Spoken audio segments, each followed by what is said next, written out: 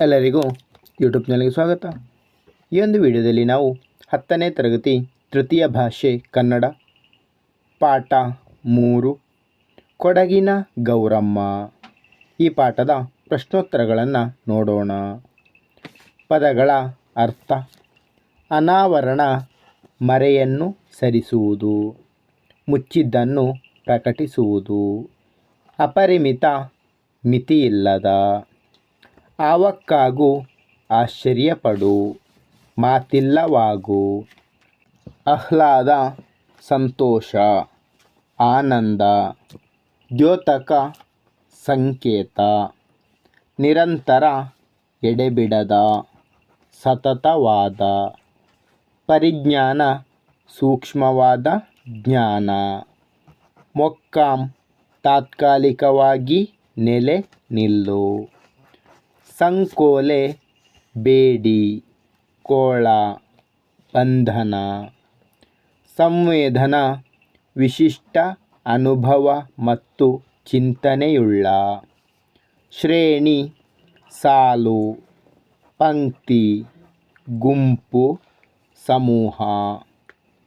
ಮುಂದಿನ ಭಾಗ: ಕೆಳಗಿನ ಪ್ರಶ್ನೆಗಳಿಗೆ ಒಂದು ವಾಕ್ಯದಲ್ಲಿ ಉತ್ತರಿಸಿರಿ. ಆಧುನಿಕ ಕನ್ನಡ ಸಾಹಿತ್ಯದ ಮೊದಲ ಸಮಕಾಲೀನ ಸಂವೇದನಾಶೀಲ ಲೇಖಕಿ ಯಾರು? ಉತ್ತರ: ಆಧುನಿಕ ಕನ್ನಡ ಸಾಹಿತ್ಯದ ಮೊದಲ ಸಮಕಾಲೀನ ಸಂವೇದನಾಶೀಲ ಲೇಖಕಿಯರು ನಂಜನಗೂಡು ತಿರುಮಲಾಂಬ, ಬೆಂಗಳೂರಿನ ಆರ್. ಕಲ್ಯಾಣಮ್ಮ, ದಕ್ಷಿಣ ಕನ್ನಡದ ಸರಸ್ವತಿಬಾಯಿ, ರಾಜವಾಡೆ, ಬೆಂಗಳೂರಿನ ತಿರುಮಲೆ ರಾಜಮ್ಮ. ಮುಂದಿನ ಪ್ರಶ್ನೆ: ಕೊಡಗಿನ ಗೌರಮ್ಮನವರ ವಿವಾಹವು ಯಾರೊಡನೆ ಆಯಿತು? ಕೊಡಗಿನ ಗೌರಮ್ಮನವರ ವಿವಾಹವು ಶ್ರೀ ಬಿ. ಟಿ. ಗೋಪಾಲಕೃಷ್ಣಯ್ಯನವರೊಡನೆ ಆಯಿತು. ಮುಂದಿನ ಪ್ರಶ್ನೆ: ಮಂಜುನಾಥಯ್ಯನವರ ಮನೆಯಲ್ಲಿ ಆಗಾಗ್ಗೆ ಮೊಕ್ಕಾಂ ಹೂಡುತ್ತಿದ್ದ ಸಾಹಿತಿಗಳು ಯಾರು? ಉತ್ತರ: ಮಂಜುನಾಥಯ್ಯನವರ ಮನೆಯಲ್ಲಿ ಆಗಾಗ್ಗೆ ಮೊಕ್ಕಾಂ ಹೂಡುತ್ತಿದ್ದ ಸಾಹಿತಿಗಳು ಶಿವರಾಮ ಕಾರಂತ, ಮಾಸ್ತಿ ವೆಂಕಟೇಶ ಅಯ್ಯಂಗಾರ್, ದ. ರಾ. ಬೇಂದ್ರೆ ಮುಂತಾದವರು. ಮುಂದಿನ ಪ್ರಶ್ನೆ: ಕೊಡಗಿನ ಗೌರಮ್ಮನವರು ಯಾವುದರ ಬಗೆಗೆ ಅಪಾರ ಆಸಕ್ತಿಯನ್ನು ಬೆಳೆಸಿಕೊಂಡಿದ್ದರು? ಉತ್ತರ: ಕೊಡಗಿನ ಗೌರಮ್ಮನವರು ಯಕ್ಷಗಾನ, ತಾಳಮದ್ದಲೆ, ಉಮರ್ ಖಯ್ಯಾಮನ ಕಾವ್ಯಗಳ ಬಗ್ಗೆ ಹೆಚ್ಚಿನ ಆಸಕ್ತಿಯನ್ನು ಹೊಂದಿದ್ದರು. ಮುಂದಿನ ಪ್ರಶ್ನೆ: ಕೊಡಗಿನ ಗೌರಮ್ಮನವರು ಅಕಾಲಿಕ ಮರಣ ಹೊಂದಿದ್ದೇಕೆ? ಉತ್ತರ: ಕೊಡಗಿನ ಗೌರಮ್ಮನವರು ಹರಿಯುತ್ತಿದ್ದ ಹಟ್ಟಿಹೊಳೆಯಲ್ಲಿ ಈಜಾಡುವಾಗ ಸುಳಿಗೆ ಸಿಕ್ಕಿ ಅಕಾಲ ಮರಣಕ್ಕೆ ತುತ್ತಾದರು. ಮುಂದಿನ ಪ್ರಶ್ನೆ: ಆರ್. ಕಲ್ಯಾಣಮ್ಮ ಯಾರು? ಉತ್ತರ: ಆರ್. ಕಲ್ಯಾಣಮ್ಮ ಪ್ರಸಿದ್ಧ ಸಾಮಾಜಿಕ ಕಾರ್ಯಕರ್ತೆ ಮತ್ತು ಲೇಖಕಿ. ಮುಂದಿನ ಭಾಗ: ಕೆಳಗಿನ ಪ್ರಶ್ನೆಗಳಿಗೆ 3-4 ವಾಕ್ಯಗಳಲ್ಲಿ ಉತ್ತರಿಸಿ. ಮೊದಲನೇ ಪ್ರಶ್ನೆ: ಕೊಡಗಿನ ಗೌರಮ್ಮನವರ ಬರವಣಿಗೆಗೆ ಪೂರಕ ಮತ್ತು ಪ್ರೇರಕವಾದ ವಿಚಾರಗಳು ಯಾವುವು? ಉತ್ತರ: ಕೊಡಗಿನ ಗೌರಮ್ಮನವರಿಗೆ ಶಿವರಾಮ ಕಾರಂತ, ಮಾಸ್ತಿ ವೆಂಕಟೇಶ ಅಯ್ಯಂಗಾರ್, ದ. ರಾ. ಬೇಂದ್ರೆ ಮತ್ತು ಆರ್. ಕಲ್ಯಾಣಮ್ಮನವರ ಸಂಪರ್ಕ ಇದ್ದುದರಿಂದ ಸಾಹಿತ್ಯ ಮತ್ತು ಸಾಂಸ್ಕೃತಿಕ ವಲಯದ ಚರ್ಚೆ, ಬದಲಾವಣೆಗಳು ಮತ್ತು ಹೊಸ ಬರವಣಿಗೆಗೆ ಪೂರಕ ಹಾಗೂ ಪ್ರೇರಕ ವಿಚಾರಗಳಾದವು. ಮುಂದಿನ ಪ್ರಶ್ನೆ: ಗಾಂಧೀಜಿಯವರು ಗೌರಮ್ಮನವರ ಮನೆಗೆ ಏಕೆ ಬಂದರು? ಉತ್ತರ: ಗಾಂಧೀಜಿಯವರ ಪರಮ ಅನುಯಾಯಿಯಾಗಿದ್ದ ಗೌರಮ್ಮನವರು ತಮ್ಮ 21ನೆಯ ವಯಸ್ಸಿನಲ್ಲಿ ಉಪವಾಸ ಸತ್ಯಾಗ್ರಹ ಮಾಡಿ ಗಾಂಧೀಜಿಯವರು ನಮ್ಮಂತಹ ಸಾಧಾರಣ ಕುಟುಂಬದವರ ಮನೆಗೂ ಬರಬೇಕೆಂದು ಹಠ ಹಿಡಿದರು. ಕರ್ನಾಟಕ ಪ್ರವಾಸ ಕೈಗೊಂಡು ಕೊಡಗಿನಲ್ಲಿ 2 ದಿನಗಳ ಕಾಲ ತಂಗಿದ್ದ ಗಾಂಧೀಜಿಯವರು ಕೊಡಗಿನ ಕಿತ್ತಳೆ ಹಣ್ಣು ನೀಡಿ ಗೌರಮ್ಮನವರ ಉಪವಾಸ ಅಂತ್ಯಗೊಳಿಸಿ ಕೊಟ್ಟ ಮಾತಿನಂತೆ ಗೌರಮ್ಮನವರ ಮನೆಗೆ ಬಂದರು.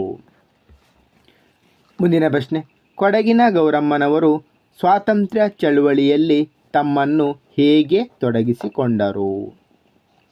ಉತ್ತರ, ರಾಜಕೀಯ ಪರಿಜ್ಞಾನವನ್ನು ಹೊಂದಿದ್ದ ಗೌರಮ್ಮನವರು ಗಾಂಧೀಜಿಯವರ ಬಗ್ಗೆ ಅಪರಿಮಿತವಾದ ಅಭಿಮಾನವನ್ನು ಬೆಳೆಸಿಕೊಂಡಿದ್ದರು.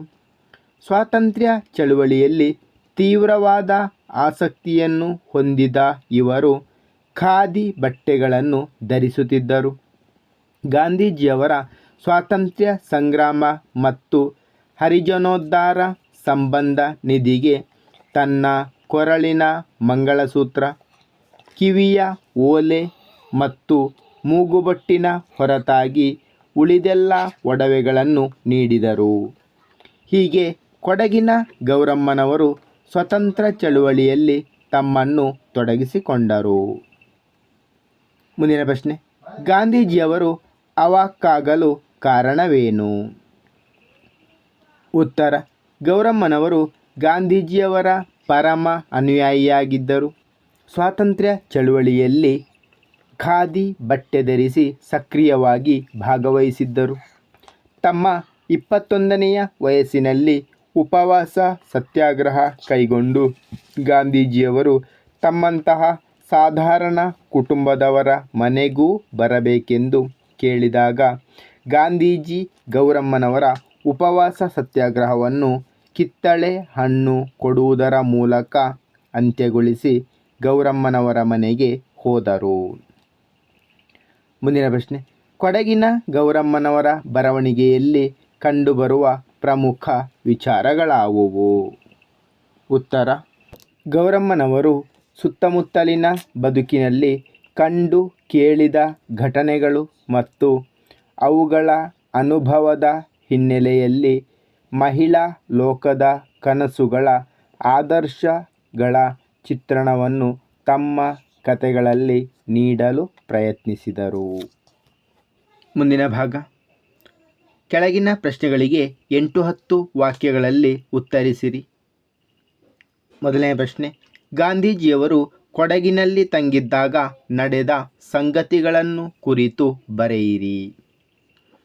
ಉತ್ತರ, ಗಾಂಧೀಜಿಯವರು 1933ರಲ್ಲಿ ಕರ್ನಾಟಕ ಪ್ರವಾಸ ಕೈಗೊಂಡು ಕೊಡಗಿನಲ್ಲಿ 2 ದಿನ ತಂಗಿದ್ದಾಗ ಗಾಂಧೀಜಿಯವರ ಪರಮ ಅಭಿಮಾನಿ ಹಾಗೂ ಅನುಯಾಯಿಯಾದ ಗೌರಮ್ಮನವರು ಸ್ವಾತಂತ್ರ್ಯ ಚಳುವಳಿಯಲ್ಲಿ ಆಸಕ್ತಿ ಹೊಂದಿ ಖಾದಿ ಬಟ್ಟೆ ಧರಿಸಿ ತಮ್ಮ 21ನೆಯ ವಯಸ್ಸಿನಲ್ಲಿಯೇ ಉಪವಾಸ ಸತ್ಯಾಗ್ರಹ ಮಾಡಿ ಗಾಂಧೀಜಿಯವರು ತಮ್ಮಂತಹ ಸಾಧಾರಣ ಮನೆಗೂ ಬರಬೇಕು ಎಂದು ಹಠ ಹಿಡಿದರು.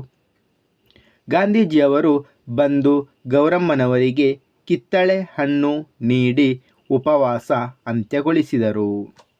ಅವರ ಇಚ್ಛೆಯಂತೆಯೇ ಗೌರಮ್ಮನವರ ಮನೆಗೆ ಹೋದಾಗ ಗೌರಮ್ಮನವರು ಗಾಂಧೀಜಿಯವರಿಗೆ ತಮ್ಮ ಕೊರಳ ಮಾಂಗಲ್ಯ, ಕಿವಿಯ ಓಲೆ ಮತ್ತು ಮೂಗುತಿ ಹೊರತಾಗಿ ಉಳಿದೆಲ್ಲ ಒಡವೆಗಳನ್ನು ಸ್ವಾತಂತ್ರ್ಯ ಸಂಗ್ರಾಮಕ್ಕೆ ಮತ್ತು ಹರಿಜನೋದ್ಧಾರ ನಿಧಿಗೆಂದು ಕೊಟ್ಟಾಗ ಗಾಂಧೀಜಿಯವರು ಅವಾಕ್ಕಾದರು. ಮುಂದಿನ ಪ್ರಶ್ನೆ, ಕೊಡಗಿನ ಗೌರಮ್ಮನವರು ಸಾಹಿತ್ಯ ಸೃಷ್ಟಿಗೆ ಪೂರಕವಾದ ವಿಚಾರಗಳನ್ನು ಕುರಿತು ಬರೆಯಿರಿ. ಉತ್ತರ, ಗೌರಮ್ಮನವರು ತಮ್ಮ ಪತಿ ಬಿ.ಟಿ. ಗೋಪಾಲಕೃಷ್ಣಯ್ಯನವರ ಮಾಲೀಕರಾದ ಮಂಜುನಾಥಯ್ಯನವರ ಮನೆಗೆ ಆಗಾಗ್ಗೆ ಬರುತ್ತಿದ್ದ ಹೆಸರಾಂತ ಲೇಖಕರ ಒಡನಾಟ ಹಾಗೂ ಪ್ರಸಿದ್ಧ ಕಾರ್ಯಕರ್ತ ಮತ್ತು ಲೇಖಕಿಯಾಗಿದ್ದ ಕಲ್ಯಾಣಮ್ಮ ಅವರೊಡನೆ ಸಂಪರ್ಕವನ್ನು ಇಟ್ಟುಕೊಂಡಿದ್ದರು. ಶಿವರಾಮ ಕಾರಂತ, ಮಾಸ್ತಿ ವೆಂಕಟೇಶ ಅಯ್ಯಂಗಾರ್, ದ. ರಾ. ಬೇಂದ್ರೆಯವರ ಸಂಪರ್ಕವಿದ್ದುದರಿಂದ ಅವರೊಡನೆ ಸಾಹಿತ್ಯಕ್ಕೆ ಮತ್ತು ಸಾಂಸ್ಕೃತಿಕ ವಲಯದ ಚರ್ಚೆ, ಬದಲಾವಣೆಗಳು ಮತ್ತು ಹೊಸ ಬರವಣಿಗೆಗೆ ಪೂರಕವಾಗಿದ್ದವು. ಯಕ್ಷಗಾನ, ತಾಳಮದ್ದಲೆ, ಕುಮಾರವ್ಯಾಸ ಮತ್ತು ಉಮರ್ ಖಯ್ಯಾಮನ ಕಾವ್ಯಗಳ ಬಗ್ಗೆ ಆಸಕ್ತಿ ಬೆಳೆಸಿಕೊಂಡು ಜಾನಪದ ಗೀತೆಗಳ ಸಂಗ್ರಹ ಮಾಡಿದರು. ಗಾಂಧೀಜಿಯವರ ಅನುಯಾಯಿಯಾದ ಗೌರಮ್ಮ ಸ್ವಾತಂತ್ರ್ಯ ಚಳುವಳಿಯ ಬಗ್ಗೆ ಆಸಕ್ತಿ ಹೊಂದಿದ್ದರು.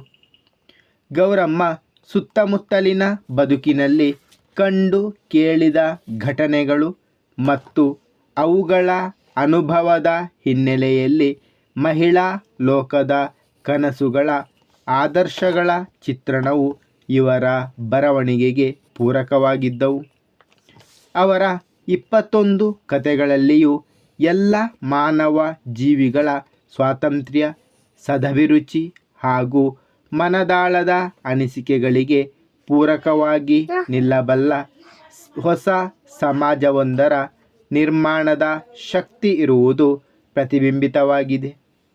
ಭಾರತೀಯ ಸಮಾಜದಲ್ಲಿ ಮಹಿಳೆಯರು ತಮ್ಮದೇ ಆದ ಸಂಕೋಲೆಗಳು ಮತ್ತು ನಿಸ್ಸಹಾಯಕತೆಯ ಇಕ್ಕಟ್ಟಿನಲ್ಲಿ ನರಳುತ್ತಿರುವ ಪ್ರೀತಿಯನ್ನು ಗ್ರಹಿಸಿ ಸಮಾಜದಲ್ಲಿನ ಮುಖಗಳನ್ನು ಸೂಕ್ಷ್ಮವಾಗಿ ಅನಾವರಣಗೊಳಿಸಿದರು.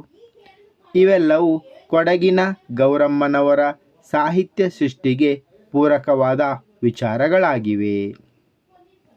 ಮುಂದಿನ ಪ್ರಶ್ನೆ, ಕೊಡಗಿನ ಗೌರಮ್ಮನವರು ಆ ಕಾಲದ ಮಹಿಳಾ ಸದಭಿರುಚಿಯ ದ್ಯೋತಕವಾಗಿದ್ದರು.